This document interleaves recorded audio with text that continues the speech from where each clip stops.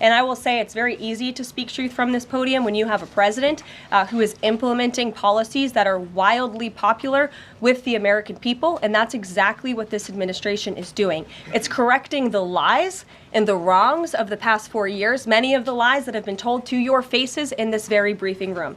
I will not do that. But since you brought up Truth Seek, I would like to point out, while I vowed to provide the truth from this podium, we ask that all of you in this room hold yourselves to that same standard. We know for a fact there have been lies that have been pushed by many legacy media outlets in this country about this president, about his family, and we will not accept that. We will call you out when we feel that your reporting is wrong or there is misinformation about this White House. So yes, I will hold myself to the truth, and I expect everyone in this room to do the same. One, on the freeze in federal funding, who advised the president on the legality of telling government agencies that they don't have to spend money that was already appropriated by Congress? Well, as the OMB memo states, this is certainly within the confines of the law. So White House counsel's office believes that this is within the president's power to do it, and therefore he's doing it. Okay, so they disagree with lawmakers who say that they don't have the power to freeze this funding. Again, I would point you to the language in the memo that clearly states this is within the law. And all that happened on Friday night. The administration fired several inspectors general without giving Congress the 30-day legally required notification that they were being fired. I think only 2 were left at DHS and the DOJ. And then yesterday we saw several prosecutors, I believe 12, fired from the Justice Department who worked on the investigations into the president. As you know, they are career prosecutors, therefore they are afforded civil service protections. How is the administration deciding which laws to follow and which ones to ignore? So it is the belief of this White House and the White House counsel's office that the president was within his executive authority to do that. He is the executive of the executive branch, and therefore he has the power to fire anyone within the executive branch that he wishes to. There's also a case that went before the Supreme Court in 2020, Scala Law LLC versus the Customs, Bureau Protection. I would advise you to look at that case, and that's the legality that this White House was resting on. So you're confident that if they bring lawsuits against you, those prosecutors who were fired, that they will succeed? We will win in court, and yes. Did he personally direct this, given they worked on the classified documents investigation and the election interference investigation? This was a memo that went out by the Presidential Personnel Office, and the president is the leader of this White House. So yes. Yes, Karoline. When you're up here in this briefing room speaking to the American public, do you view yourself and your role as advocating on behalf of the president or providing the unvarnished truth that is, not to lie, not to obfuscate to the American people? I commit to telling the truth from this podium every single day. I commit to speaking on behalf of the President of the United States. That is my job. And I will say it's very easy to speak truth from this podium when you have a president who is implementing policies that are wildly popular with the American people, and that's exactly what this administration is doing. It's correcting the lies and the wrongs of the past 4 years, many of the lies that have been told to your faces in this very briefing room. I will not do that. But since you brought up Truth Seek, I would like to point out, while I vowed to provide the truth from this podium, we ask that all of you in this room hold yourselves to that same standard. We know for a fact there have been lies that have been pushed by many legacy media outlets in this country about this president, about his family, and we will not accept that. We will call you out when we feel that your reporting is wrong or there is misinformation about this White House. So yes, I will hold myself to the truth, and I expect everyone in this room to do the same. And Karoline, just on a substantive question, yesterday the White House Office of Management and Budget directed across the board freeze, with some exceptions for individual assistance, we understand, to federal grants. It's caused a lot of confusion around the country among Head Start providers, among providers services to homeless veterans, Medicaid providers, states saying they're having trouble accessing the portal. Could you help us clear up some of the confusion, Yes. give some certainty to folks, and also is that uncertainty, how does that uncertainty service the president's voters? Well, I think there's only uncertainty in this room amongst the media. There's no uncertainty in this building. So let me provide the certainty and the clarity that all of you need. This is not a blanket pause on federal assistance and grant programs from the Trump administration.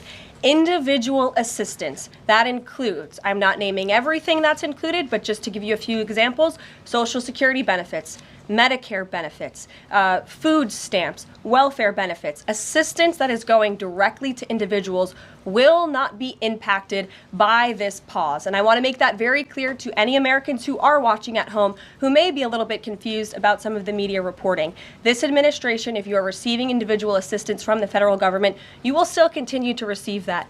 However, it is the responsibility of this president and this administration to be good stewards of taxpayer dollars. That is something that President Trump campaigned on. That's why he has launched DOGE, the Department of Government Efficiency, who is working alongside OMB. And that's why OMB sent out this memo last night, because the president signed an executive order directing OMB to do just this. And the reason for this is to ensure that every penny that is going out the door is not conflicting with the executive orders and actions that this president has taken. So what does this pause mean? It means no more funding for illegal DEI programs. It means no more funding for the Green New scam that has cost American taxpayers tens of billions of dollars. It means no more funding for transgenderism and wokeness across our federal bureaucracy and agencies. No more funding for Green New Deal social engineering policies. Again, people who are receiving individual assistance, you will continue to receive that. And President Trump is looking out for you by issuing this pause because he is being good steward of your taxpayer dollars. Thanks, Karoline. Sure. How long is this pause going to last, and how is the Trump administration recommending that organizations that rely on federal funding make payroll, pay their rent in the meantime?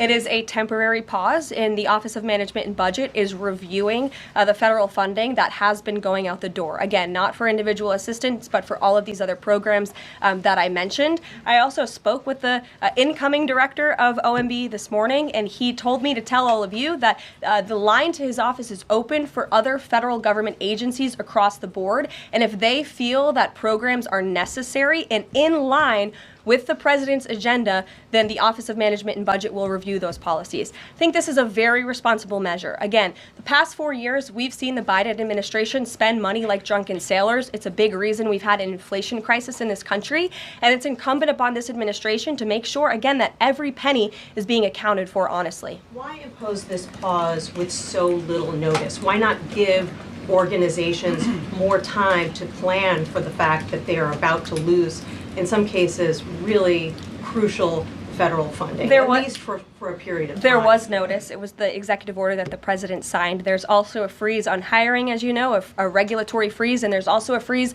on foreign aid. And this is, again, incredibly important to ensure that this administration is taking into consideration how hard the American people are working. And their tax dollars actually matter to this administration. You know, just during this pause, DOGE and OMB have actually found that there was $37 million that was about to go out the door to the World Health Organization, which is an organization, as you all know, that President Trump, with the swipe of his pen in that executive order, is no longer wants the United States to be a part of. So that wouldn't be in line with the president's agenda.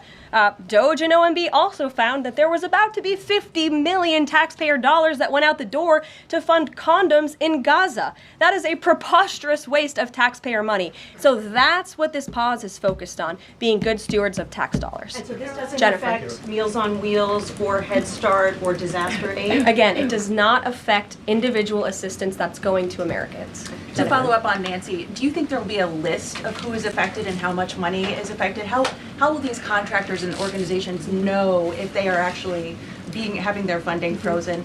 And then secondly, if you're willing, can you just clarify, is the end goal of this to essentially challenge Congress or to prove that the president can withhold federal funding? In other words, is this an attempt to pick a fight to prove that he can do this? No, absolutely not. As it says right here in the memo, which I have, and I'd encourage all of you to read it, it says the American people elected President Trump to be the president of the United States and gave him a mandate to increase the impact of every federal dollar. This memo requires federal agencies to identify and review all federal financial assistance programs and supporting activities consistent with the president's policies and requirements. The American people gave President Trump an overwhelming mandate on November 5th, and he's just trying to ensure that the tax money going out the door in this very bankrupt city actually aligns with the will and the priorities of the American people.